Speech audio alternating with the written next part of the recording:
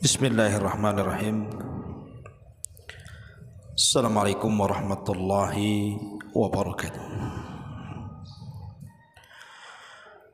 Alhamdulillah wassalatu wassalamu ala Rasulillah wa ala alihi wa sahbihi wa mawalah wa la hawla wa la quwata illa billahi wa ba'du. Alhamdulillah, segala puja dan puji hanya milik Allah subhanahu wa ta'ala. Salawat dan juga salam kita hadiahkan kepada Rasul kita Nabi besar Muhammad sallallahu alaihi wasallam. Ma'asyiral muslimat yang dimuliakan Allah subhanahu wa ta'ala, alhamdulillah di pagi menjelang siang ini kembali kita bisa duduk untuk bertalabul ilmi. Dan tema di hari ini kita akan membahas tentang kemuliaan yang akan diraih seorang muslim.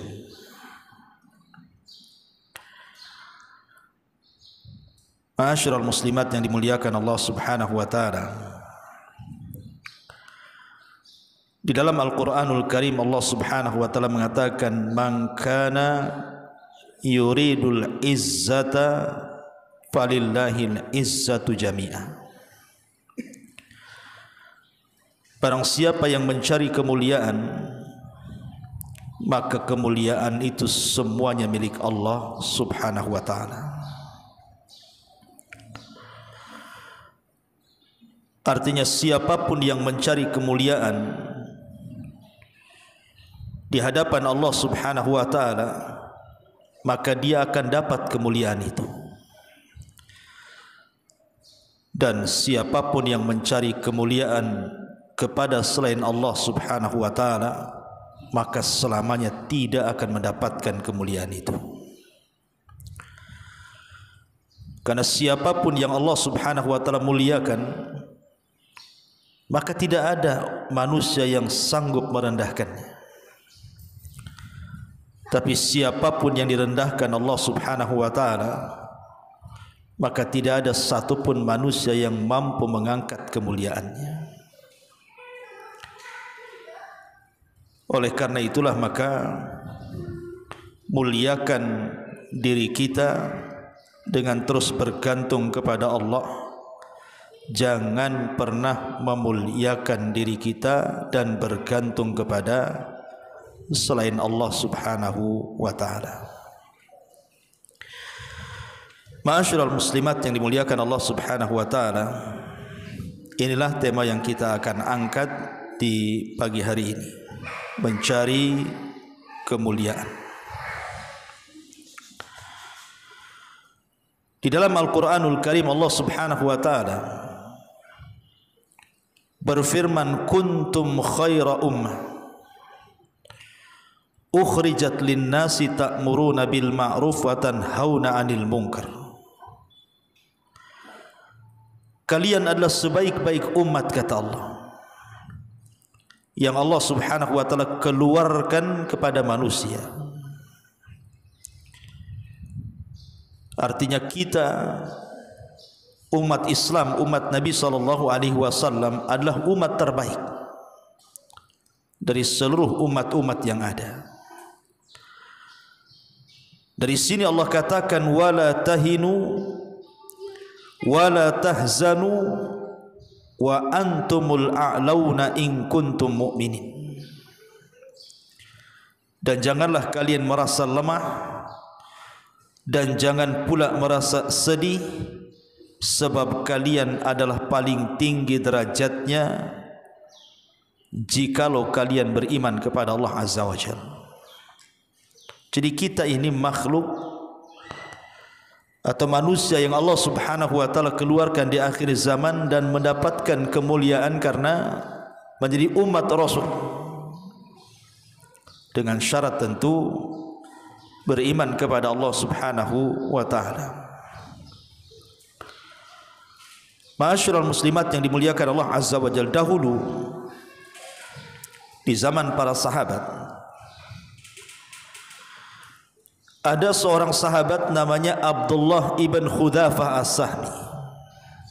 Abdullah ibn Khudzafah As-Sahmi radhiyallahu anhu. Dia pernah diutus oleh Nabi SAW untuk menyampaikan risalah kepada Raja Kisra.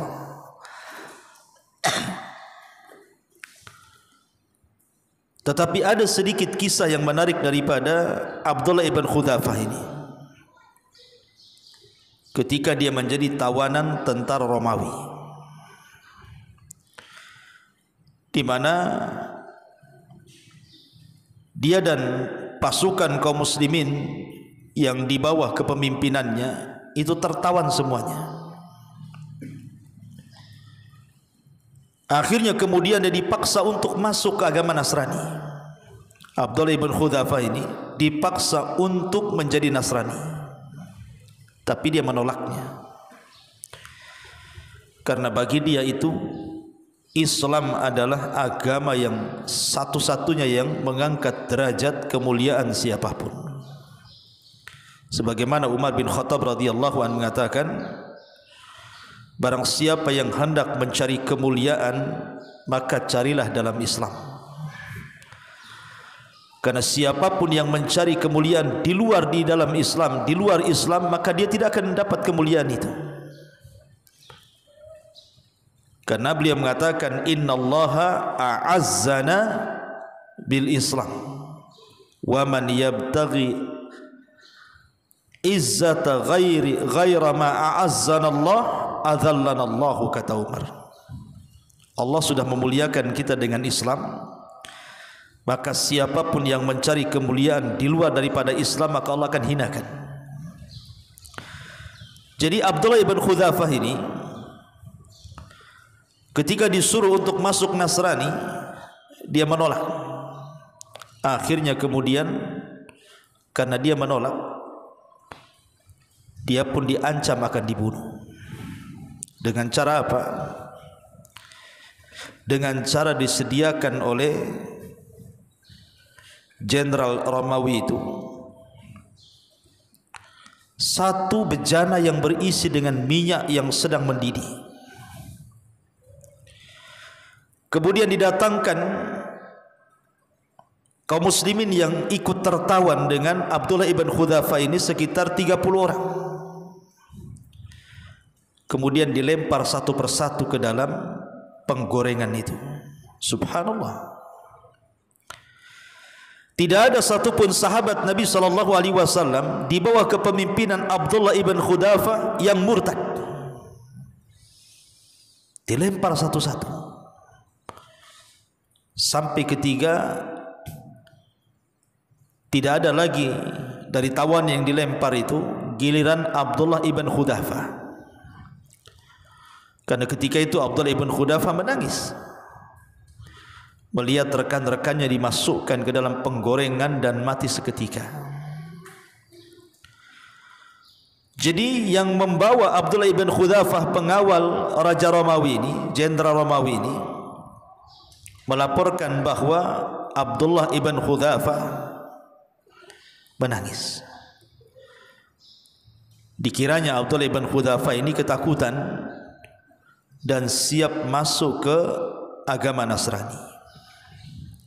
Akhirnya dihadapkan dia kepada sang raja Nasrani dan mengatakan, apakah kau takut? Kalau kau takut, masuklah kau ke dalam Nasrani. Tapi jawaban Abdullah ibn Khudzafah ini mencengangkan Raja Nasrani dan mengatakan, aku tidak takut. Aku cuma menghayal kalau seandainya Allah Subhanahu wa ta'ala memberikan kepadaku 1000 nyawa, kemudian kau masukkan satu persatu ke penggorengan itu, katanya. Geleng-geleng raja ini. Rupanya Abdullah ibn Khudzafah memiliki keimanan sekokoh gunung. Akhirnya sang raja Romawi pun tidak memasukkan Abdullah ibn Hudzafah ke penggorengan, tapi ingin menyiksa dengan cara yang lain.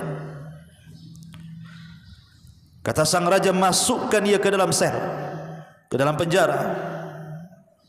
Jangan pernah kasih makan dan minum. Akhirnya kemudian ketika dimasukkan ke dalam penjara, dibuatlah Abdullah ibn Hudzafah ini kelaparan selama 3 hari, tak makan tak minum, sampai lemas badannya. Ketika dia sudah lemas, dilaporkan kepada sang raja. Kata sang raja, sekarang masukkan ke dalam sel itu daging babi dan khamar. Mau enggak dia makan? Karena posisinya lagi lapar tuh, dan lagi haus, 3 hari tak makan tak minum. Akhirnya dimasukkan daging babi yang sudah dimasak dengan lezatnya, dan juga khamr yang dibawa bersamanya. Sang raja mengira bahwa Abdullah ibn Hudzafah ini akan meminum khamr itu dan akan memakan daging babinya, karena memang sudah lapar 3 hari tak makan. Rupanya di luar dugaan sang raja, tidak disentuh makanan itu, bahkan tidak disentuh pula minumannya, sampai beberapa hari dan hampir dia pingsan. Masalahnya dia tidak makan, tidak minum. Kemudian sang raja bertanya, kenapa dia tak makan daging babi dan tidak minum minuman khamr itu? Kata Abdullah ibn Hudzafah, aku tahu dalam agamaku dibolehkan dalam kondisi darurah itu memakan hal-hal yang diharamkan, tapi aku tak mau. Aku tak mau menyentuhnya. Kenapa? Karena aku tidak mau menghinakan agamaku. Aku tidak mau menyentuhnya karena aku tidak mau menghinakan agamaku. Subhanallah. Melihat kekokohan Abdullah ibn Hudzafah ini, kok ada orang seperti itu? Dalam kondisi berhari-hari tak diberi makan, tak diberi minum, ketika disodorkan hal-hal yang diharamkan tetap tak menyentuhnya. Padahal dalam agama boleh memakan daging babi dan minum khamr itu kalau dalam kondisi darurat, kan gitu. Tapi dia tak mau menyentuhnya dan mengatakan, demi Allah aku tidak akan menghinakan agamaku, katanya. Akhirnya takjublah Jenderal Nasrani atau Raja Nasrani Romawi ini. Akhirnya kemudian membebaskan Abdullah ibn Hudzafah dari penjara dan mengatakan, bawa ke hadapanku. Akhirnya dibawalah Abdullah ibn Hudzafah ke hadapan sang raja tadi. Kata sang raja, kalau engkau mau mencium keningku dan kepalaku, aku akan lepaskan. Asal syaratnya kau cium kepalaku, katanya. Tapi Abdullah ibn Hudzafah tidak. Saya tidak akan mencium kepalamu kecuali kau bebaskan seluruh tawanan, maka aku siap mencium kepalamu, katanya. Akhirnya sang raja pun menyetujui dan mengatakan, kalau gitu ciumlah kepalaku, ku bebaskan semua tawanan. Akhirnya kemudian diciumlah kepala sang raja itu, dan betul Abdullah ibn Hudzafah as-Sahmi dan juga seluruh tawanan kaum muslimin dibebaskan. Ketika berjumpa dengan Umar ibn Khattab radhiyallahu an, maka Umar radhiyallahu an mendapatkan kisah cerita daripada Abdullah ibn Hudzafah bagaimana dia menghadapi kondisi yang teramat sulit yang ketika menjadi tawanan Raja Romawi, sampai akhirnya dia bebas dan seluruh tawanan bebas hanya karena disuruh mencium kepalanya Raja Romawi. Maka Umar pun kemudian mencium kepala Abdullah ibn Hudzafah as-Sahmi dan memerintahkan sahabat untuk mencium kepalanya. Lihat masyarul muslimat yang dimuliakan Allah Azza wa Jalla, kisah Abdullah ibn Hudzafah ini menjadi pelajaran besar bagi kita bagaimana kemuliaan yang dimiliki oleh sahabat Nabi sallallahu alaihi wasallam itu, karena mereka senantiasa menggantungkan diri kepada Allah Subhanahu wa taala. Mereka tidak punya rasa takut sama sekali, karena tahu di belakang mereka ada Allah Subhanahu wa taala. Bahkan juga ada kisah dari seorang sahabat namanya Rib'i ibn Amir. Rib'i ibnu Amir radhiyallahu anhu. Di masa Umar bin Khattab radhiyallahu anhu, Rib'i ini diutus oleh Umar bin Khattab untuk menghadap Rustum. Menghadap Rustum. Karena ketika itu memang dalam posisi sedang perang yang disebut dengan perang Qadisiyah. Subhanallah, Rib'i bin Amir ini dia tidak menggunakan pakaian yang layak. Ya asal aja dia pakai pakaian, padahal dia akan menghadap raja tuh. Dia hanya menyarungkan pedang, kemudian tameng, dan memakai baju besi. Berangkat dia sendirian, masuk ke istana Rustum, istana musuh yang dikelilingi oleh tentara-tentara, tapi dia santai saja. Ketika dia masuk ke dalam istana, dicegat para prajurit itu dan mengatakan, siapa kamu? Maka dia mengatakan, aku utusan kaum muslimin. Maka dikatakan kepada Rib'i, kalau begitu simpan pedangmu, letakkan baju besimu, dan juga letakkan tamengmu, katanya. Maka Rib'i bin Amir mengatakan, oh tidak, aku tidak bisa disuruh-suruh kamu, katanya. Kalau kalian menyuruh meletakkan semuanya, maka aku akan pulang dan lihat apa yang akan terjadi nanti, gitu ya. Akhirnya kemudian pemimpin Persia Rustum ini mendengar, maka kata Rustum kepada penjaganya, biarkan dia masuk. Maka Rib'i bin Amir pun masuk menghadap Jenderal Rustum ini, Jenderal Persia ini yang terkenal garangnya itu, dalam kondisi menggunakan pakaian compang-camping biasa. Kemudian setelah menghadap Rustum, maka ditanya oleh Rustum Rib'i bin Amir ini radhiyallahu anhu ini, dan mengatakan, apa tujuanmu datang kemari, katanya. Maka Rib'i mengatakan, sesungguhnya Allah Subhanahu wa taala mengutus kami untuk mengeluarkan peribadatan manusia kepada selain Allah dan mengajak manusia hanya beribadah kepada Allah. Oh, langsung mengajak untuk mentauhidkan Allah tuh. Padahal kita tahu Rustum ini jenderal Persia kan gitu. Persia ini negara kuat di zaman itu. Tiba-tiba dia mengatakan seperti itu. Akhirnya kemudian dia mengatakan, kalau kalian tidak mau beriman, tidak mau mentauhidkan Allah Subhanahu wa taala, maka kita akan perang. Kemudian kata Rustum, kalau begitu tunggu kami berfikir. Maka Rib'i bin Amir mengatakan, oh tidak bisa, kalian berfikir jangan terlalu lama. Nabi kami hanya memberikan waktu 3 hari saja. Kalau dalam 3 hari kalian tidak ada keputusan, satu, kalian harus masuk Islam. Kalau kalian tidak mau masuk Islam, kalian harus bayar jizyah. Kalau kalian tidak mau bayar upeti jizyah, maka kita akan perang. Dengan tegas tuh Rib'i ibn Amir radhiyallahu tidak punya rasa takut. Padahal dia dikelilingi oleh pasukan Persia, dia sendirian datang. Subhanallah. Kemudian akhirnya Qaid Persia ini, pemimpin Persia atau panglima perang Persia ini, rapat sesama menteri-menterinya dan mengatakan, gimana ini? Sebagian mereka mengatakan, kamu lihat orang itu, maksudnya Rib'i bin Amir, pakaiannya enggak meyakinkan kalau dia utusan. Tapi ucapannya mengerikan.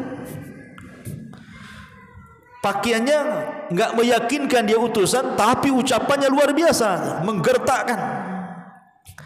Maka Rustum mengatakan, celaka engkau. Kalian tahu orang Arab itu tidak peduli dengan pakaian. Mereka hanya melihat pendapat dan ucapan manusia saja. Akhirnya kemudian Rib'i bin Amir pun pulang, menunggu keputusan sampai 3 hari. Tapi lihat bagaimana seorang sahabat namanya Rib'i bin Amir tidak punya rasa takut. Padahal dia masuk ke daerah musuh yang kapan-kapan pun dia bisa ditebas lehernya tuh. Kenapa Rib'i bin Amir ini sangat pede, percaya diri bahwa dia akan selamat, dia tidak akan disakiti? Sekali lagi, karena dia memuliakan dirinya. Dia tidak pernah menghinakan dirinya kepada orang lain. Dia hanya menggantungkan dirinya kepada Allah Subhanahu wa taala. Maka siapapun yang menggantungkan kemuliaan kepada Allah, Allah muliakan dia. Tapi siapapun yang menggantungkan kemuliaan kepada selain Allah, maka Allah hinakan dia. Lihat Bilal bin Rabah radhiyallahu anhu. Ma'ruf kisahnya. Ketika disiksa oleh orang-orang Quraisy dengan siksaan yang tidak bisa kita bayangkan. Tapi Bilal bin Rabah hanya mengatakan ahadul ahad, ahadul ahad. Itu yang keluar dari lisan Bilal, hanya tauhid kepada Allah Azza wa Jalla. Lihat dampak daripada pentauhidan Bilal kepada Allah Azza wa Jalla. Setelah waktu berjalan, Bilal pun dimuliakan Allah Azza wa Jalla sehingga menjadi muadzinul Islam. Siapa yang tidak kenal Bilal? Oleh karena itulah maka jangan pernah mencari kemuliaan kecuali kepada Allah Subhanahu wa taala. Lalu bagaimana caranya supaya kita ini mendapatkan kemuliaan? Pertama, kata para ulama, taatullahi azza wa jalla. Jangan pernah meninggalkan ketaatan kepada Allah Subhanahu wa taala. Karena ketaatan kepada Allah itulah kunci daripada kemuliaan. Lihat sahabat-sahabat yang tadi saya kisahkan. Mereka menjadi mulia karena mereka istiqomah di atas ketaatan kepada Allah dan Rasulnya. Kalau kita istiqomah, Bu, di atas ketaatan kepada Allah dan Rasulnya, maka itulah kemuliaan yang sesungguhnya. Lihat satu kisah di zaman Nabi SAW, Bu, ada orang munafik namanya Abdullah ibn Ubay ibn Salul. Itu tokoh munafik Madinah tuh, yang Allah Subhanahu wa taala katakan dalam surah Munafikun ayat 8, yaquluna la irja'na ilal madinati lanukhrijannal a'azzu minhal adzal. Mereka orang-orang munafik berkata, sesungguhnya jika kita telah kembali ke Madinah, benar-benar orang-orang yang kuat dan mulia akan mengusir orang-orang yang lemah dari lagi hina. Maksudnya apa? Maksudnya orang-orang kuat itu orang munafik, orang lemah itu Rasul dan para sahabat. Mereka bersumpah, kalau nanti kita pulang dari peperangan ini dan sampai di kota Madinah, kita usir saja Muhammad dan sahabat-sahabatnya itu. Itu janjinya siapa? Abdullah ibn Ubay bin Salul. Rupanya kedengaran Allah Subhanahu wa taala singkap borok-borok munafik Madinah ini. Umar mendengar ucapan itu. Maka Umar mengatakan kepada Rasul, ya Rasulullah, idzan li adrib unuqah, izinkan aku kupenggal tu lehernya si Abdullah bin Ubay itu. Kata Nabi SAW, jangan. Nanti manusia mengira aku membunuh sahabatku. Tiba-tiba datang anaknya, anak tokoh munafik, namanya Abdullah juga, bapaknya Abdullah, anaknya Abdullah. Bapaknya Abdullah ibn Ubay ibn Salul, anaknya Abdullah ibnu Abdillah ibni Ubay ibn Salul. Tapi anak ini orang hebat, sahabat Nabi. Tapi bapaknya tokoh munafik, anaknya pula orang baik. Abdullah ibn Ubay ini anaknya tokoh munafik datang kepada Rasul dan mengatakan, ya Rasulullah, kalau engkau ingin memerintahkan semua sahabat untuk membunuh ayahku, jangan kau lakukan. Sebab kalau ayahku mati di tangan orang lain, nanti aku dendam kepada dia. Serahkan saja dia kepadaku, biar aku yang akan membunuhnya, katanya. Ini yang ngomong anaknya, Bu. Jangan kau serahkan kepada orang, nanti aku dendam nanti. Serahkan aja kepada aku, katanya, biar aku yang membunuh. Kata Nabi SAW, tidak ada yang membunuh bapakmu, dan tidak akan ada yang membunuh bapakmu. Akhirnya Abdullah ibn Ubay bin Salul ini, anaknya dari tokoh munafik, langsung pergi. Kemana? Ke perbatasan kota Madinah. Ketika ayahnya hendak masuk ke Madinah, ditahan oleh anaknya ini dan mengatakan, wahai ayahku, benar kau yang mengatakan, la irraja'na ilal madinati la yukhrijanna al-a'azzu minhal adzal. Sungguh jika kita telah kembali ke kota Madinah, benar-benar orang-orang kuat akan mengusir orang-orang lemah. Betul ini ucapanmu? Kalau memang ini ucapanmu, maka engkau tidak boleh menginjakkan kaki di kota Madinah sampai Rasul sallallahu alaihi wasallam mengizinkannya. Kalau tidak, kubunuh kamu. Oh, ini kan luar biasa ini. Lihat bagaimana seorang anak sampai mengancam bapaknya, karena bapaknya munafik.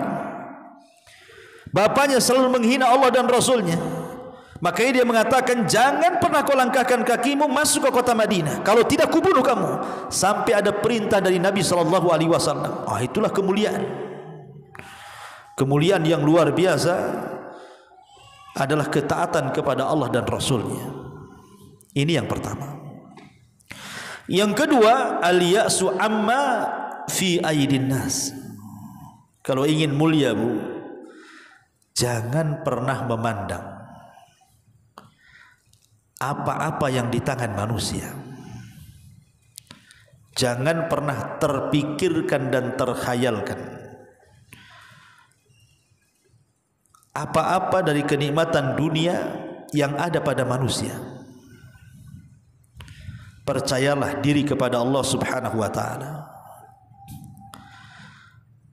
Karena banyak manusia itu kemudian seperti orang-orang di zaman Qarun. Orang-orang yang tidak beriman di zaman Qarun, ketika melihat Qarun keluar membawa baju dengan baju yang sangat megah, harta dengan harta yang sangat banyak, pamer ke sana kemari, orang-orang yang kurang iman dalam hatinya mengatakan, kapan kiranya aku seperti Qarun, katanya. Kapan ya aku seperti Qarun ya? Enak kali si Qarun itu. Maka jangan pernah menyandarkan angan-angan untuk seperti manusia yang menyesatkan. Kalau angan-angannya ingin seperti manusia, maksudnya dalam kebaikan, ya nggak apa-apa. Namanya kita punya tetangga orang kaya, suka haji, suka umroh. Kemudian kita katakan, ya Allah, kapan aku seperti dia supaya aku bisa haji dan umroh. Itu bagus. Tapi maksudnya kemudian memandang apa yang ada pada manusia, tidak. Bergantung itu ke zat yang kuat supaya kita kuat. Kalau bergantung ke zat yang lemah, maka kita ikut lemah. Makanya Allah mengatakan, ya ayyuhan nas antumul fuqara ilallah. Wahai manusia, kalian semua sangat berhajat kepada Allah. Kita ini makhluk lemah, sangat berhajat sekali kepada Allah Subhanahu wa ta'ala. Yang kedua, yang namanya manusia yang kita gantungi itu pasti akan mati. Tidak ada manusia yang kekal hidup. Sekaya apapun manusia yang kita sandari itu pasti akan mati. Sekuat apapun manusia yang kita sandari, apakah dia pejabat, konglomerat, siapapun dia, pasti akan ada ajalnya. Berarti kalau ada ajalnya, berarti tidak akan lama. Lalu buat apa bersandar kepada zat yang akan mati? Kalau bersandar ya kepada Allah Azza wa Jalla, makhluk yang tidak pernah mati. Itulah bersandar yang sebenarnya. Kemudian juga yang namanya manusia itu tidak dalam kondisi tetap, pasti akan berubah, Bu. Kadang-kadang suka, kadang-kadang tidak suka, benci. Kadang-kadang senang, kadang-kadang tidak senang. Kadang-kadang lapang, kadang-kadang sempit. Namanya manusia, ada sisi-sisi kemanusiaannya. Kalau kita bersandar kepada mereka yang terkadang berubah-ubah, bisa saja hari ini mereka membantu kita, besok tidak membantu kita. Bisa saja hari ini mereka menolong kita, besok pula mencampakkan kita. Siapa yang tahu? Namanya manusia itu berubah-ubah. Apalagi ada di antara manusia itu yang bermuka dua. Di hadapan kita lain, di hadapan orang lain. Lalu bagaimana makhluk yang seperti ini akan dijadikan sandaran? Maka jangan pernah bersandar kepada manusia. Bersandarlah kepada Allah, maka kita tidak mungkin kecewa. Nabi SAW di permulaan dakwahnya, Bu, itu tidak ada yang memuliakan orang. Tidak ada. Tidak ada satu pun manusia memuliakan Nabi SAW di permulaan dakwahnya. Yang ada Nabi SAW dikatakan gila lah, dikatakan tukang sihir lah, dikatakan perangkai syair lah, macam-macam ucapan kepada Nabi SAW. Bahkan ketika Rasul kemudian pindah dari Mekah berdakwah ke Taif, mulai anak kecil menanam duri, kemudian anak-anak perempuan melempar dengan benda-benda yang tidak layak dilempar, seperti kotoran dan semacamnya. Yang laki-laki juga sama, melempar dengan batu. Sampai Nabi SAW harus lari 1 mil bersama Zaid ibn Harithah. Tidak ada yang memuliakan Rasul di awal dakwah itu. Tidak ada. Tapi Nabi SAW tidak pernah mengeluh, tidak pernah mengatakan kepada Allah, ya Allah, apakah begini balasan Nabi, kau berikan kehinaan di hadapan manusia? Kenapa ya Allah manusia itu memusuhi aku dan tidak memuliakan diriku? Tidak, Rasul tidak memprotes Allah Azza wa Jalla.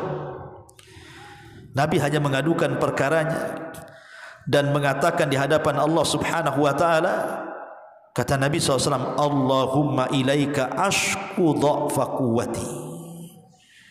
Dalam sebuah riwayat, walaupun ada yang melemahkannya, Rasul hanya mengatakan, ya Allah, aku hanya bisa mengadukan kelemahanku kepadamu. Wa qillati hilati wa hawani 'alan nas. Dan sedikitnya pengalamanku dan manusia belum bisa menghargaiku. Illam takun alayya sakhatun fala ubali. Tapi tidak ada masalah ya Rabb, selama engkau tidak murka kepadaku, aku tidak akan sedih. Lihat bagaimana Nabi SAW mengajarkan kepada kita kemuliaan, tidak menyandarkan kepada manusia. Ketika manusia menolak dakwahnya, tidak memuliakannya, tidak menghargai, peduli amat bahasa kitanya. Yang penting Allah tidak menghinakan diriku, kata Nabi SAW. Harusnya ini yang ditanamkan kepada kita. Kalau kita ingin mulia, maka tanamkan dari diri sendiri. Kita tidak berhajat kepada siapapun, kita hanya berhajat kepada Allah Subhanahu wa ta'ala. Itulah kemuliaan yang sesungguhnya. Jangan pernah menyandarkan sesuatu kepada makhluk, karena siapapun yang menyandarkan diri kepada makhluk siap-siap akan kecewa. Tidak mungkin tidak kecewa, pasti akan kecewa. Maka kalau ingin memiliki kemuliaan yang kedua, jangan pernah menyandarkan kepada selain Allah Azza wa Jalla. Kemudian yang ketiga, kalau ingin mulia, nusratul haq, menolong kebenaran. Menolong kebenaran adalah bentuk kemuliaan. Mengajak manusia kepada kebenaran dan mencegah manusia dari kemungkaran adalah sebuah kemuliaan. Sebab kalau seandainya kita biarkan kemungkaran di mana-mana dan kita tidak mengajak manusia kepada kebaikan dan tidak mencegah kepada kemungkaran, maka tidak ada kemuliaan di tengah-tengah kita. Lalu apa bedanya Anda dengan mereka? Apa bedanya Anda dengan para pelaku dosa kalau tidak berusaha untuk mengingkari sebuah kemungkaran dan mengajaknya kepada sebuah kebaikan? Maka kalau ingin mulia, lakukan yang ketiga. Tolong kebenaran, dakwahkan kebenaran, katakan yang hak itu hak, yang batil itu batil. Maka kita akan menjadi orang mulia. Lihat Imam Ahmad ibn Hanbal, ketika khalifah dipegang oleh Mu'tazilah, dan ajaran Mu'tazilah menjadi ajaran resmi negara di zaman kekhilafahan Khalifah Ma'mun.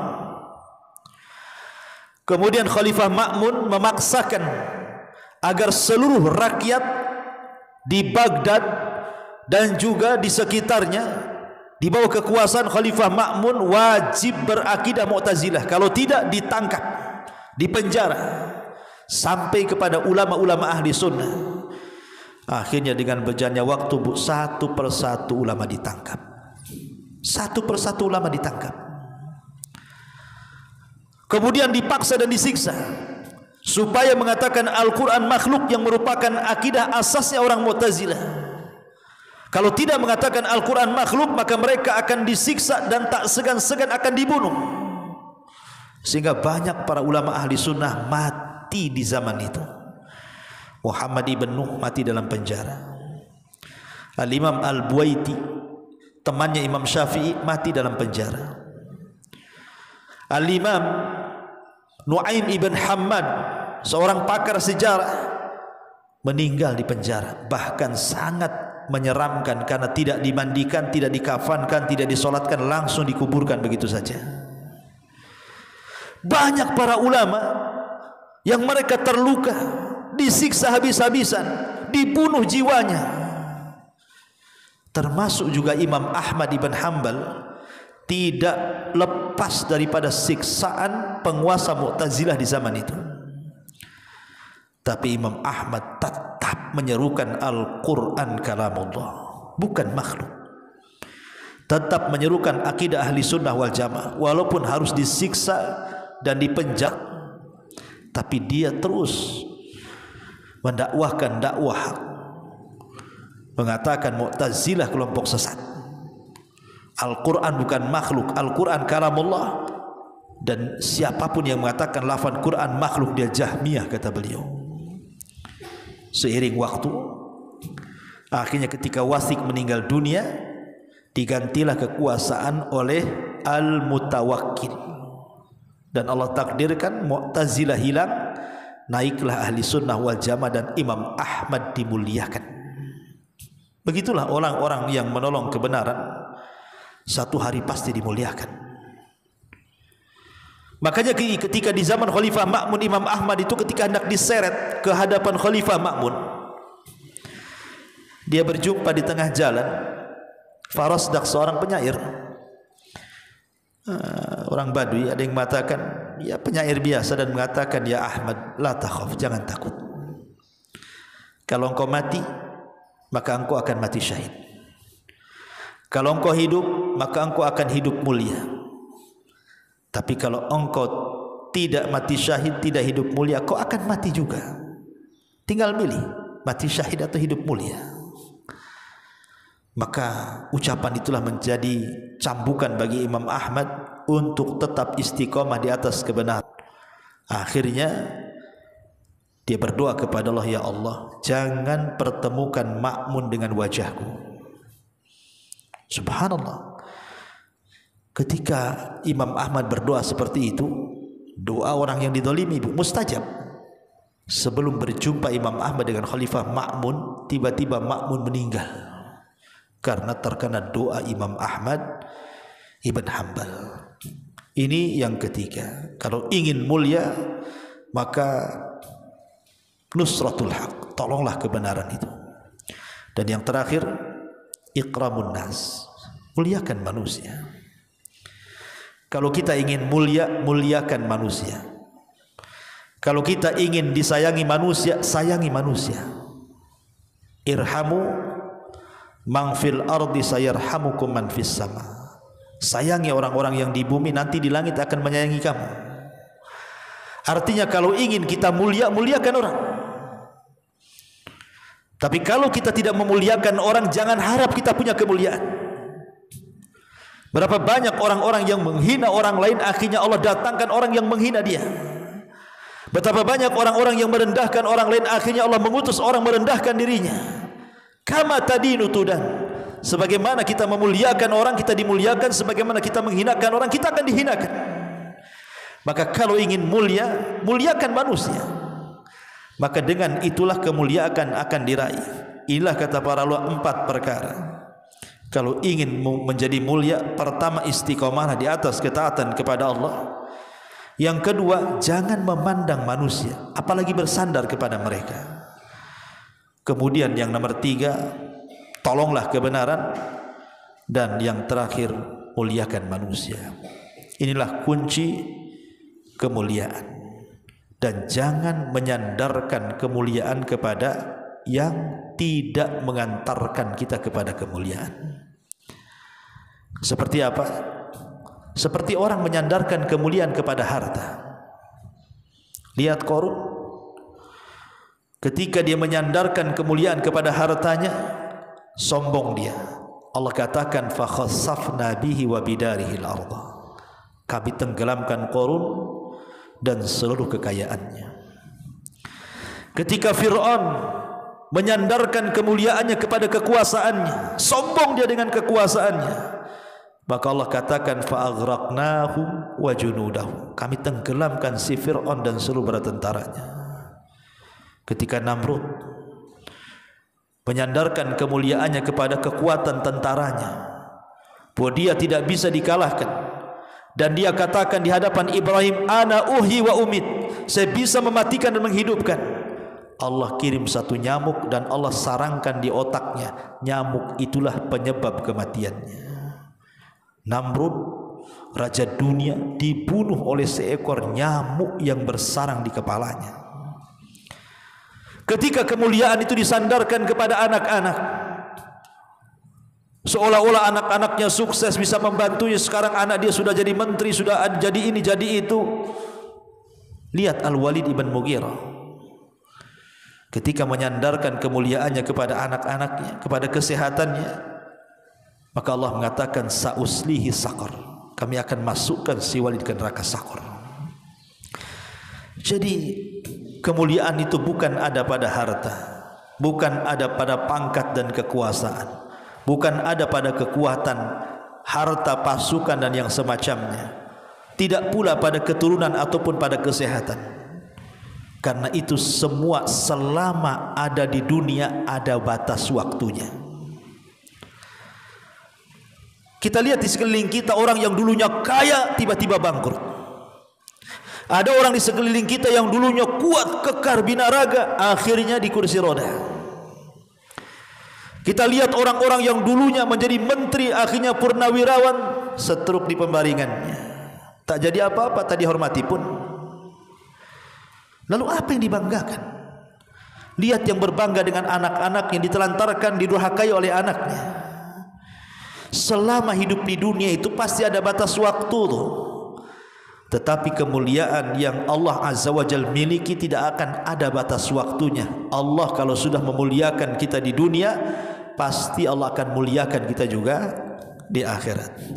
Wallahu a'lam bishawab. Inilah di antara kunci kemuliaan diri di dunia. Wallahu a'lam bishawab. Sampai di sini, mudah-mudahan ada manfaatnya. Tapi sebelum saya tutup, silakan kalau ada yang